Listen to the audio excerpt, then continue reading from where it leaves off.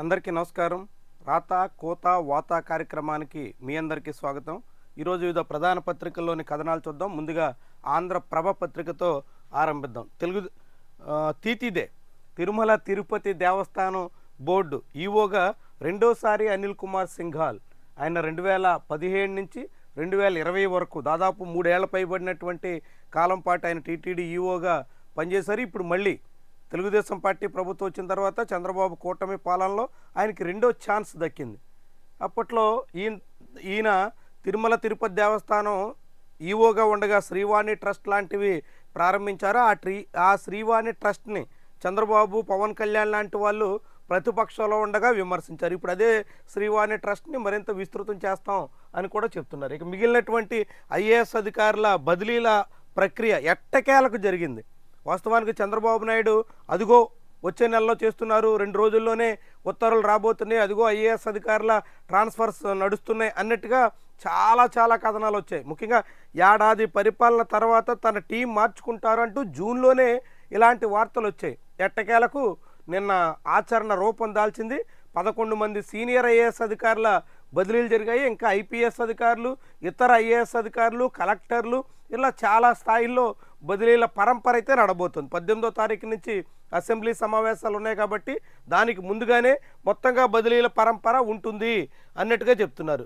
GAD ముఖ్య కార్యదర్శిగా Shyamalarao, TTD ఈఓగా ఇన్నాళ్ళుగా పనిచేస్తున్నటువంటి శ్యామలరావుకి చైర్మన్ బీఆర్ నాయుడికి ఏ మాత్రం పొసగడం లేదు. దాంతో బీఆర్ నాయుడు ఇప్పుడు శ్యామలరావు మీద పైచేయి సాధించినట్టు అయింది. శ్యామలరావుని ఆ స్థానం నుంచి ఖాళీ చేయించడం ద్వారా బీఆర్ నాయుడు పట్టు నిలుపుకున్నట్టుగా కనిపిస్తోంది. శ్యామలరావుకి బీఆర్ నాయుడికి నేరుగా సీఎం సమక్షంలోనే వాగ్వాదం జరిగింది. అట్లాంటి ఈవోని చైర్మన్ సాగనంపేసినటువంటి తీరు మనం టీటీడీలో చూడొచ్చు. ఇక ఆ తర్వాత ఎక్సైజ్ మైనింగ్ శాఖల ముఖ్య కార్యదర్శిగా ముఖేష్ కుమార్ మీనా ఇప్పటికైనా ఫుల్ అడిషనల్ ఛార్జ్గా ఉన్నారు. ఇప్పుడు జీఏడీతో పాటుగా ఈ ఎక్సైజ్ మైనింగ్ భారీగా ఆదాయం వచ్చేటువంటి 2 శాఖలకి ప్రిన్సిపల్ సెక్రటరీగా ఉన్న ముఖేష్ కుమార్ మీనాకి జీఏడీ శ్యామలరావుకి అప్పగించి ఈ మైనింగ్ ఎక్సైజ్ శాఖ అప్పగించినట్టుగా కనిపిస్తోంది. రవాణా రోడ్లు భవనాలకు కృష్ణబాబు చాలా కాలం పాటు వైద్య ఆరోగ్య శాఖలో పాగా వేసినటువంటి అధికారి కృష్ణబాబు ఇప్పుడు ఆయన అనివార్యంగా బదిలీ కావాల్సి వచ్చింది. ఇప్పుడు ఆయన ఆర్ఎండ్బికి మారారు. అటవీ శాఖకు కాంతిలాల్ దండే, దేవాదాయ శాఖ ఎక్సఫీసియో కార్యదర్శిగా హరి జవహర్ లాల్ ఆయన ఇప్పటికే రిటైర్ అయ్యారు. రిటైర్ అయిన తర్వాత ఆయన పదవీ కాలాన్ని పొడిగించి గవర్నర్ కార్యదర్శిగా కొనసాగిస్తున్నారు. ఇప్పుడు ఆయన రాజ్భవన్ నుంచి మళ్ళీ ఎండోమెంట్స్కి హరి జవహర్ లాల్ గతంలో కూడా ఎండోమెంట్స్లో పనిచేశారు. పౌర సరఫరాల శాఖకు సౌరభ్ గౌర్, ఏపీ రెసిడెంట్ కమిషనర్గా ప్రవీణ్ కుమార్. ఇది మొత్తంగా ట్రాన్స్ఫర్ సంబంధించినటువంటి ఐఏఎస్ అధికారుల బదిలీ. యూరియా కొరత లేదు. మరి యూరియా కొరత లేదని ప్రభుత్వం చెప్తుంటే మరి రైతులు ఎందుకు రోడ్డు ఎక్కాల్సి వస్తుంది? రైతులు రోడ్డు ఏం పల్లేక ఆందోళనకు పూనుకుంటున్నారా? క్యూలు కడుతున్నారా? గంటల కొద్దీ వెయిట్ చేస్తున్నారా? యూరియాతో పాటుగా ఇతర కాంప్లెక్స్ ఎరువులన్నీ కట్టబెట్టి అధిక ధర చెల్లిస్తున్నారా? రైతులకు డబ్బులు ఎక్కువయ్యి యూరియా కొరత లేదు ప్రభుత్వం చెప్తోంది. ఇప్పుడు కాదు ఈ మాట చంద్రబాబు వారం రోజులుగా పదే చెప్తున్నారు. అంటే ఒక మాట ఎక్కువ మార్లు చెప్పడం ద్వారా అదే నిజం అనిపించాలనేటువంటి ఉద్దేశంతో చంద్రబాబు ఉన్నారు. కానీ సమస్య అనుభవిస్తున్నటువంటి వాళ్ళు మర్చిపోరు కదా. యూరియా కొరత ఫేస్ చేస్తున్నటువంటి రైతులు ఈ సమస్యను గుర్తించకపోరు కదా. చంద్రబాబు వ్యూహం ఏంటంటే ఒక మాట అది అబద్ధమైన నిజమైన పలుమార్లు చెప్పడం ద్వారా పదే జనాలకు అదే చెప్పడం ద్వారా జనాలు కొందరైనా నమ్ముతారు అనే ఆలోచనతో ఉన్నట్టు కనిపిస్తుంది. కానీ నిజంగా రైతాంగం ఈరోజు రోడ్డు మీద అనేక రకాలుగా అవస్థలు పడుతున్నటువంటి విషయాన్ని చంద్రబాబు ఉపేక్షిస్తున్నారు. అదిగో 90,000 మెట్రిక్ టన్నులు ఉంది, ఆ తర్వాత 80,000 ఉంది, ఇప్పుడు 60,000 ఉంది, ఏవో లెక్కలు. కానీ తీరా గ్రౌండ్లో మాత్రం జనానికి కష్టాలు. రైతు అనేక రకాలుగా పంట సాగు చేయడానికే కష్టపడాల్సిన పరిస్థితి వచ్చింది. విశాఖకు 438 కోట్ల రుణాలకు గ్రీన్ సిగ్నల్. జీవీఎంసీ లాంటి విశాఖలోనే ఆంధ్రప్రదేశ్కే తలమానికంగా ఉన్నటువంటి ఒక గ్రేటర్ మున్సిపల్ కార్పొరేషన్ జీవీఎంసీలో కూడా అభివృద్ధి లేదనేటువంటి పేరుతో, అభివృద్ధికి నిధులు లేవనేటువంటి పేరుతో అప్పులకు వెళ్తున్నారంటే చూడండి ఎలాంటి పరిస్థితి ఉందో ఆంధ్రప్రదేశ్లో. జీవీఎంసీకి అప్పులు 438 కోట్లు వరల్డ్ బ్యాంక్ సంస్థ ద్వారా. దీంతో అండర్ గ్రౌండ్ డ్రైనేజ్ కడతారట. చాలా ఎంత విడ్డూరంగా ఉందో చూడండి. ఇక తప్పు చేస్తే నన్ను బాబు వదలరు, ప్రతీకార రాజకీయాలు చేయం, పెట్టుబడుల కోసమే 99 పైసలకు భూమి. ఇది నారా లోకేష్ నిన్న ఇండియా టుడే కాన్క్లేవ్లో పాల్గొని మాట్లాడారు. ఆ కామెంట్స్ని ఆంధ్రప్రభ హైలైట్ చేసింది. ప్రతీకార రాజకీయాలు చేయరట. మరి ఏడాదిన్నరగా జరుగుతుంది ఏంటి రాష్ట్రంలో? ఏడాదిన్నర కాలంగా ఐఏఎస్ ఐపీఎస్ అధికారులు పదుల సంఖ్యలో పోస్టింగ్స్ లేక వీఆర్లో ఉండాల్సి వచ్చింది. ఇక రాజకీయాలు, వైఎస్ఆర్సీపీ నేతలు, కేసులు ఇవన్నీ పక్కన పెడదాం. ఆంధ్రప్రదేశ్లో ఐపీఎస్ అధికారుల కొరత ఉంది, చంద్రబాబు సర్కారే చెప్పింది. ఐపీఎస్ అధికారులు సరిపోవట్లేదు, అదనంగా మాకు ఇవ్వండి అని కేంద్రాన్ని కోరింది. కానీ కేంద్రం ఇప్పటికే అదనంగా ఐపీఎస్ అధికారులు కేటాయించలేదు. కానీ ఆంధ్రప్రదేశ్లో ఉన్న ఐపీఎస్ అధికారులు దాదాపు 10-15 మందికి పైగా పోస్టింగ్స్ లేకుండా ఏడాదిన్నరగా వీఆర్లో పెట్టారు. ఏమనాలి దీన్ని? ప్రతీకార రాజకీయాలు చేయం, ప్రతీకార చర్యలు ఉండవు మాట నారా లోకేష్ చెప్తున్నటువంటి మాట. కానీ ఆచరణలో జరుగుతుందేంటి అంటే వీళ్ళు తాము చెప్పింది జనాలు అర్థం చేసుకోలేరని భావిస్తున్నారా, లేకుంటే తాము ఏం చెప్పినా చెల్లుబాటు అవుతుందని అనుకుంటున్నారా? చాలా విడ్డూరమైనటువంటి వాదనలు. ఇక మున్సిపల్స్కి ముందస్తు సన్నద్ధత, నేడు ఈసీ సమావేశం. శ్రీశైలం ప్రాజెక్ట్ గేట్లు మార్చాల్సిందేనా? క్రస్ట్ గేట్ల నుంచి లీకేజ్ సమస్య, ముందుకు సాగని ప్లంజ్ ఫుల్ రిపేర్లు, నిధులొచ్చినా పనుల్లో నత్తనడక, సత్వరమే రిపేర్లకు సీఎం చంద్రబాబు ఆదేశం. తురకపాలెంలో ఇంటింటి సర్వే చాలా తీవ్రమైనటువంటి సమస్యగా కనిపిస్తుంది. సుంకాలు 2.0కు ట్రంప్ రెడీ, మరోసారి సుంకాలు పెంచాలనేటువంటి, టారిఫ్ విధించాలనేటువంటి ధోరణితో ట్రంప్ ఉన్నారు అనేటువంటి కథనం. అలక్రాజ్ సిక్సర్ 6వ గ్రాండ్ స్లామ్ని గెలుచుకున్నాడు. యుఎస్ ఓపెన్ సెమీస్లో తన చిరకాల ప్రత్యర్థి సిన్నర్ని ఓడించి యుఎస్ ఓపెన్ని దక్కించుకున్నారు. నేపాల్లో యువత ఆందోళనలు హింసాత్మకం, కాల్పుల్లో 19 మంది వరకు మృతి, 20 మంది అని సాక్షి రాసింది. 20-19 నెంబరు వినిపిస్తోంది. దేశమంతటా ఆందోళనలు, పలు చోట్ల కాల్పులు. నేపాల్లో నిరుద్యోగ సమస్య చాలా తీవ్రమవుతుంది. ప్రపంచవ్యాప్తంగా అనేక దేశాల్లో ఇప్పుడు యువతలో అసహనం పెరుగుతోంది. నిరుద్యోగం కారణంగా అనేక రకాలుగా ఈ సమస్య ఉత్పన్నమవుతోంది. అందుకు తోడు నేపాల్లో ఇమ్మీడియట్గా మొన్నటి 29వ తారీఖు నుంచి సోషల్ మీడియా యాప్స్ని బ్యాన్ చేశారు. సోషల్ మీడియా యాప్స్ తమ దేశంలో అనుమతించాలంటే ముందు అక్కడ నేపాల్ ప్రభుత్వం పెట్టినటువంటి షరతులకు అంగీకరించాలి అని చెప్పారు. అంగీకరించినటువంటి టిక్ టాక్ ఇతర కొన్ని యాప్స్ని అనుమతించారు. కానీ గూగుల్, ఫేస్బుక్, యూట్యూబ్ ఇలాంటి యాప్స్ మాత్రం నేపాల్ ప్రభుత్వ షరతులకు తలగ్గం అని చెప్తున్నారు. దాంతో ఆ యాప్స్ నిషేధం. అసలే ఆగ్రహంతో ఉన్నటువంటి జెన్ జెడ్ యువత ఈ సోషల్ మీడియా యాప్స్ నిషేధంతో రగిలిపోయారు, రోడ్డు ఎక్కారు, పెద్ద స్థాయిలో ఆందోళనకు పూనుకున్నారు, చాలా తీవ్ర స్థాయిలో నిరసనలు తెలిపే పరిస్థితికి వచ్చారు. దాంతో చివరికి అది హింసాత్మకంగా మారింది. కాల్పుల్లో అనేక మంది చనిపోవాల్సి వచ్చింది. ఎన్టీఆర్ జిల్లా గుళ్లపూడిలో యూరియా కోసం నిరీక్షించలేక క్యూలైన్లో చెప్పులుంచిన రైతులు. చూడండి, ఇది బహుశా ఇలాంటి దృశ్యాలు ఎప్పుడో 10-15 ఏళ్ల క్రితం చూసేటువంటి వాళ్ళు. విత్తనాల కోసం, ఎరువుల కోసం, ఇతర రేషన్ షాపుల దగ్గర ఈ రీతిన చెప్పులు పెట్టడం, బిందులు పెట్టి నీళ్ల కోసం క్యూలైన్లో ఉండడం, ఇలాంటివన్నీ చాలా కాలం క్రితం తరచుగా కనిపించేటువంటి దృశ్యాలు. ఇప్పుడు ఇవి అరుదుగా మారాయి. కానీ చంద్రబాబు పాలనలో అరుదైనటువంటి వ్యవహారం తెర మీదకు వస్తుంది. చూడండి ఎలాంటి పరిస్థితితో. కాడి వదిలి రోడ్డెక్కి బస్తా యూరియా కోసం పొలం పళ్ళు వదిలేసిన రైతన్నల అగచాట్లు, అదుల్లో యూరియా కరువు, పంటలకు మద్దతు లేదు. వ్యవసాయాన్ని రాష్ట్ర ప్రభుత్వం పూర్తిగా నిర్లక్ష్యం చేస్తుందనడానికి ఇప్పుడు యూరియా కొరతే ఒక నిదర్శనం. 10 రోజుల నుంచి యూరియా కటకటలాడుతుంటే రైతన్న ఇప్పటి వరకు ఆ పరిస్థితిని చక్కదిద్దలేకపోయారు చంద్రబాబు. కానీ పైకి మాత్రం అంతా బాగుంది అని చెప్పి జబ్బలు తెరుచుకునే దిశలో ఉన్నారు. దాంతో ఈరోజు నేడే రైతన్న రణబేరి పేరుతో వైఎస్ఆర్సీపీ రాష్ట్ర వ్యాప్తంగా ఆర్డీఓ కార్యాలయాల వద్ద ఆందోళనకి పూనుకుంటుంది. బ్లాక్ మార్కెటింగ్ చేస్తున్న వారిపై చర్యలు తీసుకోండి. చంద్రబాబు చెప్తారు అమరావతిలో కూర్చుని. వెలగపూడి సచివాలయంలో ఆయన చెప్పిన మాట వీధుల్లో కనిపించట్లా. ఆ ఎమ్మెల్యేలు పాటించట్లేదు, ఆఖరికి అధికారులు పాటించట్లేదు. యూరియా కొరత లేకుండా చూడండి అని చెప్పేస్తూ ఉంటారు. కానీ కిందనే ఇగో ఇట్లా చెప్పుల క్యూ పెట్టుకుని రైతులు నిలబడాల్సిన పరిస్థితికి వస్తుంది. నేడే ఉపరాష్ట్రపతి ఎన్నిక. అన్ని ఏర్పాట్లు చేసిన కేంద్ర ఎన్నికల సంఘం. ఉపరాష్ట్రపతి ఎన్నికల్లో విప్ ఉండదు కాబట్టి చాలామంది ఎంపీలు తమకు నచ్చినటువంటి వాళ్ళకి ఓటేసే అవకాశం ఉంటుంది. అట్లా తెలుగు వాళ్ళు చాలామంది జస్టిస్ సుదర్శన్ రెడ్డికి ఓటేస్తారు అని బీజేపీ అగ్రనాయకత్వం బెంగ పెట్టుకుంది. దానికోసం నారా లోకేష్ ప్రత్యేకంగా ఇప్పుడు ఢిల్లీలో పాగా వేసి ఎంపీలు ఎవరు ఏ ఓటు పక్కకు పోకూడదు అనేటువంటి ఉద్దేశంతో ప్రయత్నాలు చేస్తున్నారు. వాస్తవానికి 2017లో ఉపరాష్ట్రపతి ఎన్నికలు జరిగినప్పుడు వెంకయ్యనాయుడికి తెలుగువాడు కాబట్టి మేము మద్దతు ఇస్తున్నాం అని వైఎస్ఆర్సీపీ చెప్పింది, తెలుగుదేశం పార్టీ చెప్పింది, అందరూ చెప్పారు. మరి ఇప్పుడు జస్టిస్ సుదర్శన్ రెడ్డి తెలుగువాడు కాదా? ప్రాంతీయం కోసం తెలంగాణ కోసం పోరాడే పార్టీ మాది అంటుంది బీఆర్ఎస్. మరి ఇప్పుడు సుదర్శన్ రెడ్డి తెలంగాణ వాడు కాదా? తెలంగాణ రాష్ట్రానికి చెందినటువంటి నాయకుడు పోటీలో ఉంటే బీఆర్ఎస్ ఓటింగ్కి దూరంగా ఉంటుంది. వాళ్ళకి రాజ్యసభలో సీట్లు ఉన్నాయి, రాజ్యసభ ఎంపీలు ఓటింగ్కి దూరం. ఎంత విడ్డూరమైనటువంటి నిర్ణయమో చూడండి. అంటే ఓటింగ్కి దూరంగా ఉండడం ద్వారా బీఆర్ఎస్ ఎవరికి మేలు చేస్తుంది? సుదర్శన్ రెడ్డికి మద్దతు పలకకుండా పక్కన పెట్టేయడం ద్వారా వైఎస్ఆర్సీపీ ఎవరికి మద్దతు తీస్తుంది? అనివార్యంగా వీళ్ళంతా పరోక్షంగా బీజేపీ క్యాండిడేట్కి మద్దతు ఇస్తున్నట్టుగా కనిపిస్తుంది. యూరియా ఎక్కువ వాడితే ప్రమాదం, నానో యూరియా వాడుకోండి. ఆంధ్రప్రదేశ్ రాష్ట్ర ప్రభుత్వానికి ఏది ఎప్పుడు చెప్పాలో కూడా అంతుపడుతున్నటువంటి దాఖలాలు లేవు. యూరియా కొరత ఉందని అంగీకరించాలి, సమస్యని పరిష్కరించే వరకు రైతుల్లో సంయమనం పాటించమని చెప్పాలి. కానీ ఒకవైపు సమస్య లేదంటారు.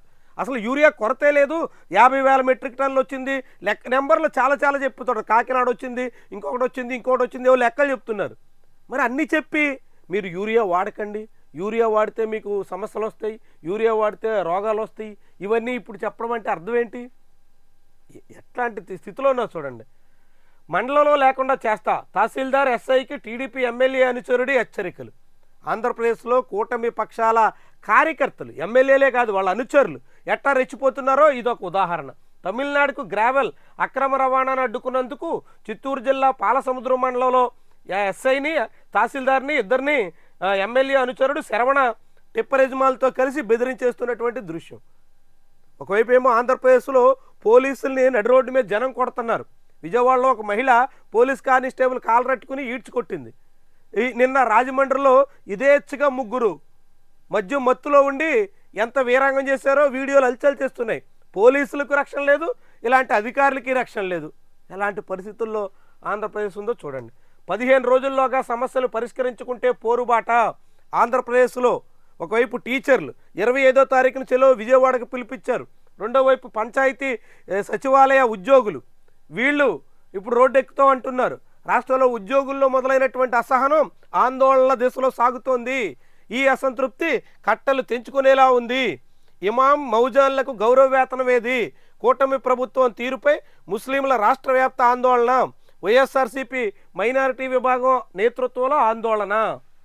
ఇమాం మౌజాన్లకు ఇవ్వాల్సినటువంటి వేతనాలు ఇవ్వకుండా చంద్రబాబు సర్కారు జాప్యం చేస్తుండడం మీద నిరసనలు వ్యక్తమవుతున్నాయి. ఇక ఆంధ్రజ్యోతి పత్రికలో చూద్దాం. ఈరోజు ఈ పత్రికలో వచ్చినటువంటి ముఖ్యమైన కథనాలు చేస్తే యూరియా మాయ, కష్టాలకు అసలు కారణాలు ఏమిటి? ఆంధ్రజ్యోతి అంగీకరించిందండి. చంద్రబాబు చెప్తున్న మాటలకు భిన్నంగా ఆంధ్రజ్యోతి కూడా రాసింది. యూరియా మాయమవుతోంది, ఎక్కడో తేడా కొడుతోంది, కొరత ఏర్పడుతోంది. ఆంధ్రజ్యోతి అంగీకరించింది. ఇతర ఎరువులతో పోలిస్తే చాలా చౌక కాబట్టి, ఒక బస్తా మీద 2,000 సబ్సిడీ ఉంది కాబట్టి, 266 రూపాయలకే వస్తుంది కాబట్టి అత్యధికంగా యూరియా వినియోగించడానికి రైతులు మొగ్గు చూపుతున్నారు. ఆంధ్రజ్యోతి అది ఇప్పుడే తెలిసిందా? ఆంధ్రజ్యోతికి ఇప్పుడే రైతులు యూరియా మీద సబ్సిడీ ఉంది కాబట్టి ఎక్కువగా వాడుతున్నారా? ఈవేళ కొత్త వచ్చిందా?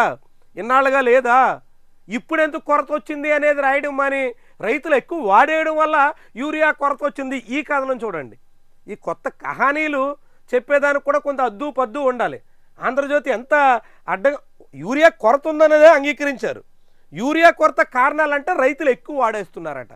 రైతులు ఎక్కువ వాడేయడానికి కారణం అంట యూరియా ధర తక్కువ అట. అంటే యూరియా ధర ఈరోజే తక్కువైందా? ఈరోజే యూరియా మీద సబ్సిడీ ఇచ్చారా? ఇన్నేళ్లుగా యూరియా రైతులు ఎక్కువ వాడడానికి కారణం ఇదే కదా. ఈవేళ ఎందుకు ఇది చెప్తున్నారు? యూరియా తీసుకురావడంలో, యూరియా రైతులకు అందుబాటులో ఉంచడంలో, రైతుల డిమాండ్ని ముందుగా గమనించి దానికి తగ్గట్టుగా యూరియాని నిల్వ ఉంచడంలో సర్కారు విఫలమైంది. అది అంగీకరించలేక ఆంధ్రజ్యోతి పిల్లి మొగ్గలు వేస్తోంది. ఇంతకన్నా ఇంకేమైనా ఉందా ఈ వార్తలో? ఇంత నిస్సిగ్గుగా రాతలు రాస్తారా? రైతులు ఈరోజే ఏదో ఎక్కువ యూరియా వాడేస్తున్నారంటే ఎంత విచిత్రమైనటువంటి వాదనో చూడండి.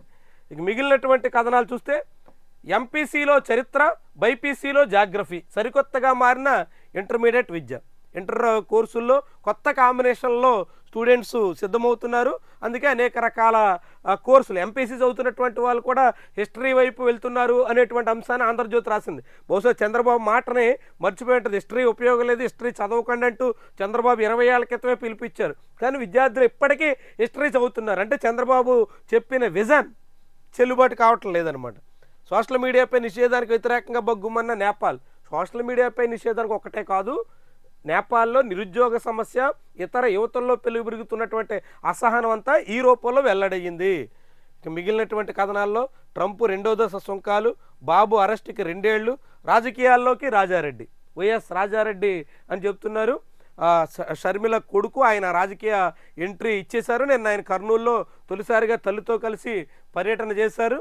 అక్కడ షర్మిలను అడిగినప్పుడు అవసరమైన సమయంలో వస్తారంటే ఖచ్చితంగా వచ్చే ఎన్నికల నాటికి రాజారెడ్డి ఆంధ్రప్రదేశ్ రాజకీయాల్లో ఎంట్రీ ఇవ్వబోతున్నట్టుగా మనం భావించాలి. ఇప్పటికే ఆయన క్రైస్తవ మత బోధకుడిగా చాలా ప్రచార కార్యక్రమాల్లో పాల్గొంటున్నారు. త్వరలో పొలిటికల్ ఎంట్రీ కూడా ఇస్తారు. ఆ ముగ్గురికి డిఫాల్ట్ బెయిల్పై హైకోర్టు కీలక ఉత్తర్వులు, ఏసీబీ కోర్టు ఉత్తర్వుల్లోని పలు అంశాలపై స్టే. ముగ్గురికి ధనుంజయ రెడ్డి, జీవీడి కృష్ణమోహన్, బాలాజీ గోవిందప్పకు వచ్చినటువంటి ఆ బెయిల్ రద్దు చేయాలని ఆంధ్రప్రదేశ్ రాష్ట్ర ప్రభుత్వం హైకోర్టుకి వెళ్ళింది. దాని మీద విచారణ సందర్భంలో మిడిమిడి జ్ఞానం మింగేసే వైద్యం, యూట్యూబ్లో చూసి సోషల్ మీడియాలో చూసి వైద్యాన్ని ఆశ్రయించకండి, అది చాలా ప్రమాదం అనేటువంటి కథను. మద్యం ముడుపులతో జాంబియాలో బిగ్ బాస్ పెట్టుబడులు. ఈ మనం నిన్న మాట్లాడుకున్నట్టుగా లిక్కర్ స్కామ్ సీరియల్లో ఇవాళ బిగ్ బాస్ ఎంట్రీ ఇచ్చాడు. రోజుకు ఒక రకమైన రాతలు వస్తాయి, రోజుకు ఒక రకమైనటువంటి ఊహాగానాలు వస్తాయి. ఈరోజు ఇది జాంబియాలో పెట్టుబడులట. మరి ఎన్నికల్లో పనిచేసిన డబ్బు ఎక్కడిది? ఎన్నికలన్నీ ఏం చేశారు? మరి కేంద్రానికి మాది బేషరతు మద్దతు, అందుకే ఆంధ్రప్రదేశ్కి ఎవరు రావట్లా. ఆంధ్రప్రదేశ్కి డబుల్ ఇంజన్ సర్కార్ అన్నీ సాధిస్తున్నామని చెప్పి ఇప్పటి వరకు అమరావతి నగర నిర్మాణానికి కూడా పైసా సాధించలేకపోయారు. అమరావతికి కూడా world bank, Asian development bank అనేది అప్పులు తప్ప రాష్ట్రానికి ఒరిగిందేమీ లేదు. కర్నూలులో 6,000 కోట్లతో మరో పరిశ్రమ, మంత్రి టీజీ భరత్. కర్నూలులో పరిశ్రమలు వస్తే చాలా ఉపయోగం, మంచిదే. కానీ ఆ కర్నూలులోనే టీజీ కంపెనీలు వెతజల్లుతున్నటువంటి కాలుష్య సమస్య పరిష్కరించకుండా సామాన్యులకి పూర్తి స్థాయిలో సంతృప్తి ఉండదు. నేటి నుంచి ఆసియా కప్ క్రికెట్ తొలి రోజు ఆఫ్ఘనిస్తాన్తో హాంకాంగ్ ఢీకొట్టబోతుంది. రేపు టీమిండియా మ్యాచ్ ఉంటుంది. ప్రజా వ్యతిరేక విధానాలపై సమరశీల పోరాటాలు, ఇది వ్యవసాయ కార్మిక సంఘం పోరాటం. నేటి నుంచి ఈఏపీ సెట్ తుది కౌన్సిలింగ్. ఆంధ్రప్రదేశ్లో బీటెక్ అడ్మిషన్ సంబంధించినటువంటి ఫైనల్ కౌన్సిలింగ్ ఈరోజు స్టార్ట్ అవుతుంది. బగ్గుమన్న నేపాల్. ఎరువుల బ్లాక్ మార్కెటింగ్పై కఠిన చర్యలు తీసుకోండి సాబ్, ఎందుకంటే డిలే చేస్తారు. నేడు ఉపరాష్ట్రపతి ఎన్నిక. ఫ్రాన్స్లో కుప్పకూలిన ప్రభుత్వం, విశ్వాస పరీక్షలో ఓడిన బేరా. రాజధాని అమరావతిలో భూసేకరణకు సన్నాహాలు. 1800 ఎకరాలు భూసేకరణ చేయాల్సి ఉంటుంది. అందుకు దాదాపుగా 2 నుంచి 3,000 కోట్ల రూపాయలు కావాలి. మరి ఎక్కడి నుంచి తెస్తారో చూడాలి. ఇక మద్యం రవాణాలోనూ మహాదోపిడీ జరిగింది. ఇందాక నిన్న మాట్లాడుకుని నిన్న ఆంధ్రజ్యోతి రాసింది, ఈరోజు ఈనాడు రాసింది. అంబటి రాంబాబు, మధ్య శ్రీనివాసరావు, కేతిరెడ్డి వెంకటరామరెడ్డి, కారుమూరు సునీల్, ఎంసీ విజయానందరెడ్డి, వీళ్ళందరి పేర్లు ఇప్పుడు ఈ లిక్కర్ స్కామ్లో పెట్టే అవకాశం అయితే కనిపిస్తుంది. 15 రోజుల్లోగా సమస్యలు పరిష్కరించకపోతే పోరుబాట. వచ్చే నెల 1 నుంచి సర్వేయర్ల ఆందోళన. స్థానిక ఎన్నికలపై కీలక నిర్ణయం. స్థానిక ఎన్నికల్లో, పంచాయతీ ఎన్నికల్లో కూడా ఈవీఎంలే వాడాలి. ఆంధ్రప్రదేశ్ రాష్ట్ర ప్రభుత్వ ఆలోచన. ఈవీఎంలు లేకుంటే విజయం సాధించలేమని అనుకుంటున్నారా ఏంటో తెలియదు, కానీ ఈవీఎంలతోనే స్థానిక ఎన్నికలు కూడానట. అసలు సాధారణ ఎన్నికలే ఈవీఎంలు వద్దు అనేటువంటి ఆందోళన వినిపిస్తున్నటువంటి తరుణంలో స్థానిక ఎన్నికలకు కూడా ఈవీఎంలు వాడాలి అనేటువంటి పట్టుదలతో ప్రభుత్వం కొత్త ఈవీఎంల కొనుగోళ్ల కోసం చేస్తున్నటువంటి తీరు చాలా చాలా ఆసక్తికరంగా ఉంది. చాలా పెద్ద చర్చకు దారితీసే దిశలో కనిపిస్తోంది. వాస్తవానికి పంచాయతీ ఎన్నికలంటే రకరకాల గుర్తులు ఉంటాయి, అనేక రకాలుగా గుర్తులు మారిపోతూ ఉంటాయి. కాబట్టి ఈవీఎంలు దానికి అనుగుణంగా మార్చడం అనేది అంత సులువైనటువంటి విషయం కాదు. అయినా కానీ ఆంధ్రప్రదేశ్ రాష్ట్ర ప్రభుత్వం మాత్రం పంచాయతీ ఎన్నికలు కూడా ఈవీఎంలతో సాగాలి అనే దిశలో ఆలోచన చేస్తున్నటువంటి వైనం చాలా కీలక పరిణామం. ఇక మద్యం మత్తులో రాజమండ్రిలో కుర్రాలు పోలీసులు కొట్టింది. సీఎం సహా మంత్రుల సినిమా నటనలపై నిషేధం లేదు.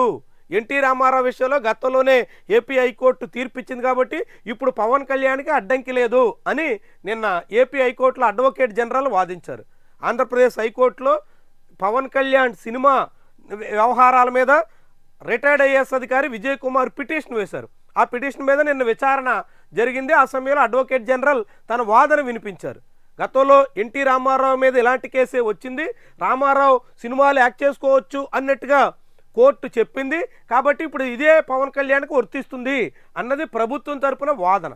దీని మీద ఇంకా మేము స్టడీ చేసి తదుపరి విచారణలో చెప్తామంటే 15వ తారీఖు నాటికి కేసు వాయిదా పడింది. అయితే ఈ పిటిషన్ కొట్టేయాలని అడ్వకేట్ జనరల్ కోరారు, కానీ కోర్టు మాత్రం కేసు విచారణని కొనసాగించడానికి పూనుకుంది. మరి ఏమవుతుంది, పవన్ కళ్యాణ్కి ఏ దిశలో మళ్ళుతుంది చూడాల్సి ఉన్నటువంటి అంశం. ఇవి ఈరోజు వివిధ పత్రికల్లో వచ్చిన ముఖ్యమైన కథనాలు.